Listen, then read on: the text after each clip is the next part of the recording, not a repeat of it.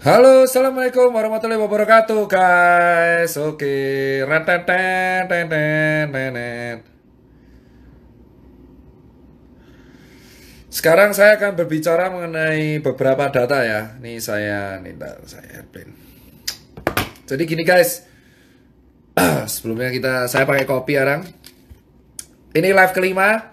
Terima kasih akhirnya saya tadi dapat kabar banyak. Kita review dulu. Tadi yang berita pertama, selamat bermalam minggu dulu. Selamat menonton bola juga buat fans MU, fans Liverpool nanti. Saya juga akan nonton bola, makanya saya majukan live-nya habis maghrib. Soalnya saya itu mau nonton Liverpool juga nanti, jadi saya harus live dulu. Terus yang pertama, saya masih kondisi aman. Alhamdulillah live 1 sampai 4 kemarin dirangkum dan masuk line today. Terus ada laporan juga Surabaya sukses menurunkan angka aktif tinggal 4%, terus tracingnya bagus, gratis juga swabnya.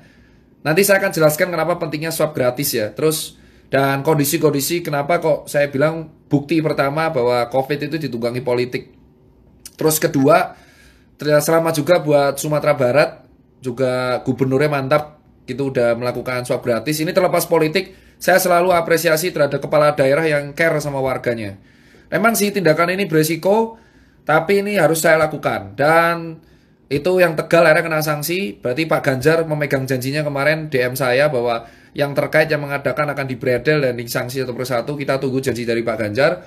Terus yang soal Bekasi, saya nggak bisa viralin karena sudah viral duluan. Tapi alhamdulillah nih kayaknya akan ada ownernya akan dipanggil. Iya, ownernya siapa tuh? Namanya apa? Broker cafe akan dipanggil. Hari ini di live kelima kita akan lebih ke analisa. Ya di Bekasi tenang Pak, COP 86 itu ownernya akan segera dipanggil oleh pihak berwajib. Tenang saja, bukti sudah lengkap ya.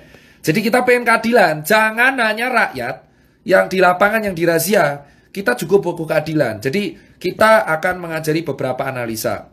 Yang pertama, teman-teman banyak yang berkata, kayak akun telur kemarin tanya, pentingnya swab apa sih gitu. Terus pentingnya swab apa sih? Terus apa itu herd immunity dan kawan-kawan? Kita akan terangkan ya. Sebelum kita melanjut ke data. Jadi saya akan share yang pertama nanti data dari perbedaan data Surabaya dan Pemprov di bulan Juni yang akhirnya viral. Yang Surabaya dihujat habis-habisan, tapi ternyata malah Surabaya duluannya bisa membuktikan mereka kayaknya bisa survive. Kita akan lihat. Pertama, dengerin baik-baik guys ya. Dengerin baik-baik. Saya akan ambil analogi. Saya ambil analogi ada bola bekelan kayak gini. Ini anggap warga yang nggak tahu ini COVID apa enggak. Ya, solusi dari COVID-19 itu kan sebenarnya dia virus. Sekali lagi, COVID-19 itu virus.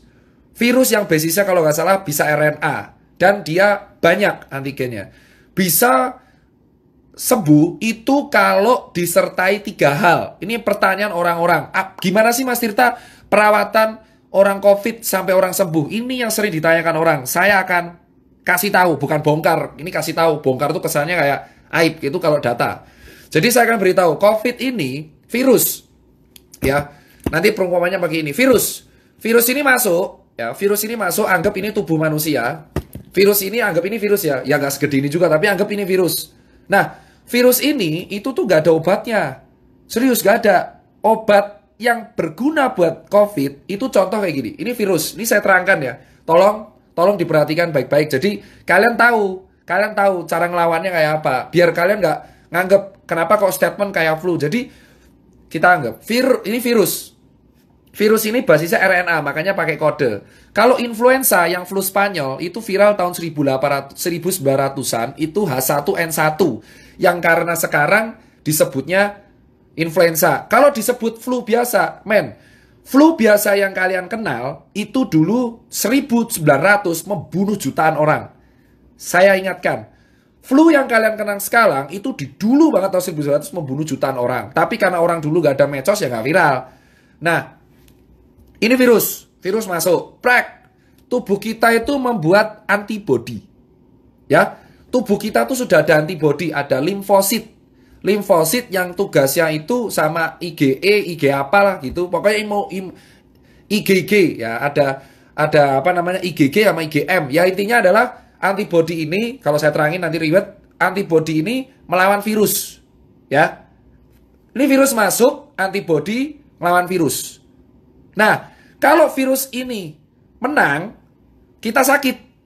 Kalah antibodinya, nanti dia ngerusak paru. Parunya jadi pneumonia. Berat. Nah, tapi gejala ringannya itu rata-rata 80% ke COVID itu gejala ringan. Karena rata-rata antibodi manusia cukup kuat untuk melawan virus COVID. Dengerin baik-baik, ya. Nah, oleh karena itu, kalau ada isu obat COVID, itu sejatinya nggak ada, Pak. Obat yang langsung membunuh virus ini itu nggak ada. Karena virus ini sejatinya dibunuh oleh antibodi kita. Nah, obat-obat yang beredar kayak Avigan, hidrokloroquine itu tugasnya meredakan gejala pada paru.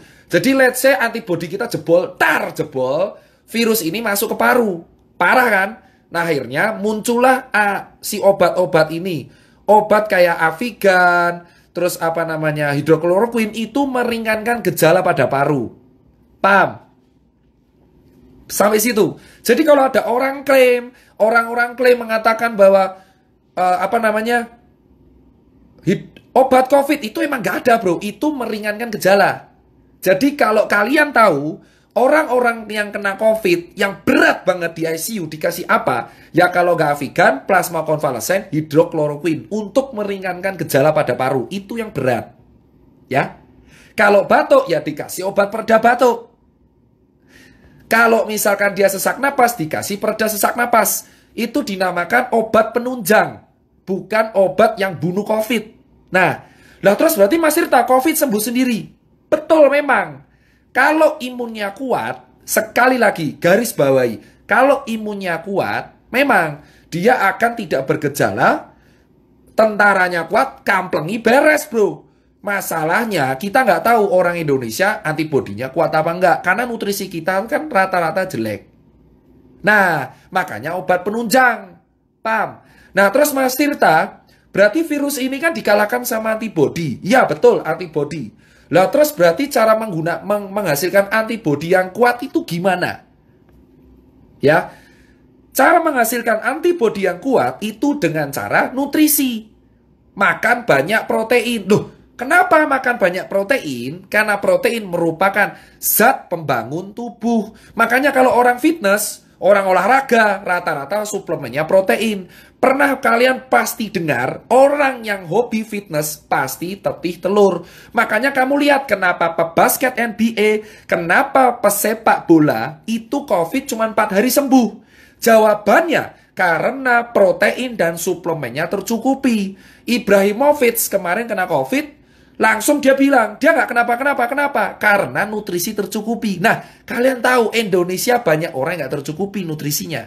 Sampai segini kalian paham? Jadi kalau ditanya, obat COVID ada? Nggak. Obat COVID yang langsung membunuh itu nggak ada. Adanya adalah obat yang meringankan gejala pada paru. Nah, terus kedua, yang bisa mengalahkan COVID adalah antibodi kita. Limfosit, imunoglobulin G dan M. Makanya kalau di rapid ada IgG IgM. Kalau ada swab juga IgG IgM. Paham? Nah, kenapa kok di swab? Sekarang saya jawab. Telur selalu bertanya, kenapa di swab? Gini bos, virus COVID ini, virus itu kan RNA. RNA itu zat, ya kayak ada DNA, ada kimia. Jadi kayak sel itu saya terangkan secara singkat. Ada sel, ada kromosom ada RNA. RNA ini yang bawa gen, ya. Nah, virus ini itu bisa nyerang kalau ada cantelannya, bro. Nah, ada cantelannya. Jadi kayak gini. Nah, ini adalah virus. Ini virus. Saya ulangin, ini virus. Nah, ini tuh ibaratnya adalah sel tubuh. Sel tubuh kita tuh kayak gini. Ya nggak segede ini, tapi anggap aja sel tubuh kita kayak gini. Nah, virus ini virus. Virus ini tuh bisa nyantel kalau cangklongannya ini sesuai. Paham? Nah, ternyata yang sel-selnya sesuai amin itu di tenggorokan sama di paru. Makanya virusnya itu langsung nempel di tenggorokan. Tak! Langsung di paru. Tak! Tubuh kita alarm. Woi, bro, ada orang asing, bro. Sikat. Orang asingnya siapa? Wah, anjing, COVID-19. Langsung dia ngasih tentara. Kalau tentaranya menang, ya kita sembuh. Makanya disebutnya self-limiting disease. Memang kalau imunnya kuat.